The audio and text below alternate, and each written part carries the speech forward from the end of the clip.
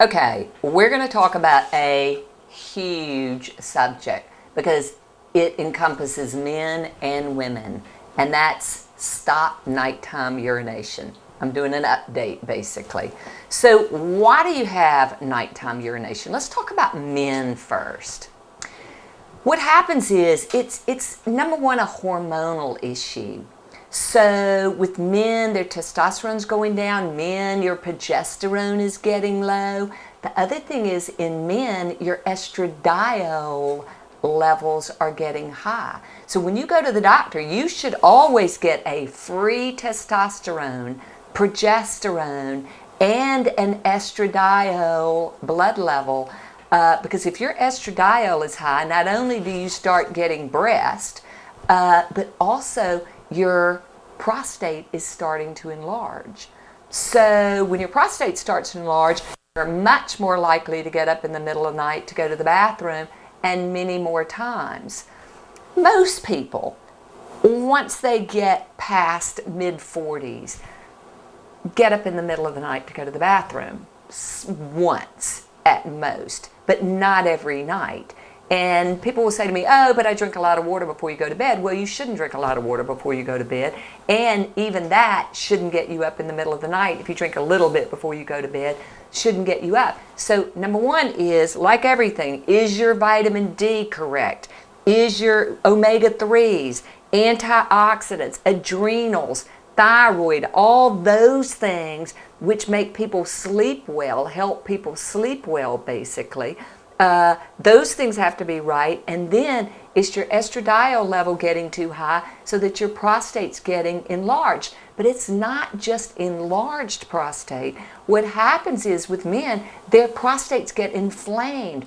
Prostates harbor the fungal overgrowth from people eating too many grains, too many sugars, all the hidden sugars, eating too much, period, stress, which runs up your blood sugar.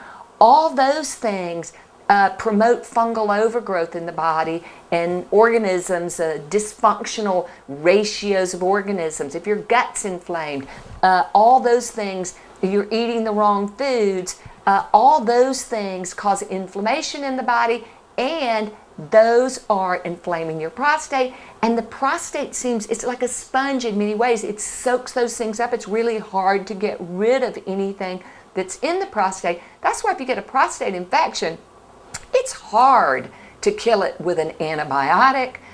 So you should always be doing things that are prophylactic, which is be on your probiotics in high dose, fluorocentrapy, orthobiotic. You should be taking antioxidants, basically, a high dose of vitamin C. All those things are helping to neutralize the inflammation, and inflammation is the cause of all disease and aging. It's also helping to keep your prostate,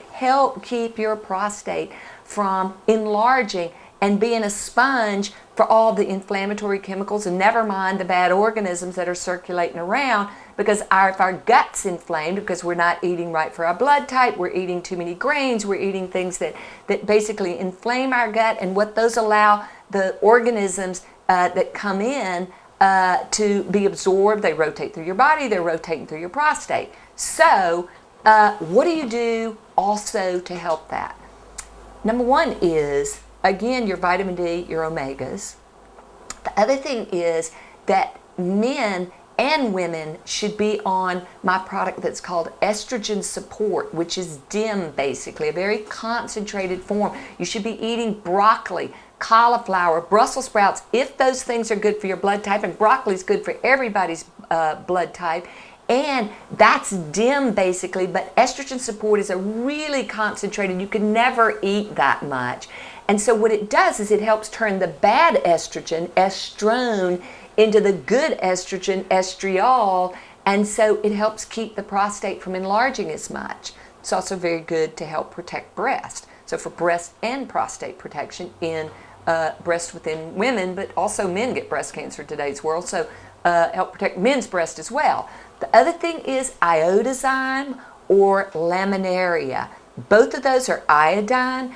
It's not the bad sort of iodine that they use to kill thyroids with that are radioactive that they use in hospitals. It's an organic iodine that basically empowers your immune system to a large extent, and it also helps kill organisms to a certain extent.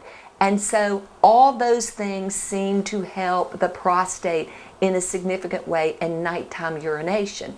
So that's men. Antioxidants, vitamin D, omegas, estrogen support, iodozyme or laminaria, exercise, because that's increased blood flow. The more blood flow you get through, it helps. And also, I'll go on record as saying that men, basically what helps clear out your prostate also is having sex. So that helps to a certain extent. So antioxidants, staying healthy, and exercise, very important. Sedentary prostates are much more enlarged and much more likely to make you get up in the middle of the night to go to the bathroom. Now, in women, it's hormones. In men, it's low testosterone as well. In women, it's usually low estrogen. Low testosterone in women is a huge culprit in increasing nighttime urination, urinary incontinence, men and women, frequency where you've got to go, I've got to go now and I can't hold it. All of those things are hormonal, primarily testosterone. In women, it's estrogen. Men, estrogen is bad. And progesterone. Those things in women, you've got to have a not too high, but a mimic nature dose of testosterone. DHEA, also for men and for women. Iodine for men and for women, vitamin D for men and for women, omega-3s in men and women, estrogen support in men and in women, and being healthy, getting your hormones therapeutic. Also in women, and we'll see soon enough with men, O-shot, which I've talked about in another video. For women, very excellent procedure for urinary urgency, frequency, and that is also a large part of why you have nighttime urination. So look at the O-shot video as well.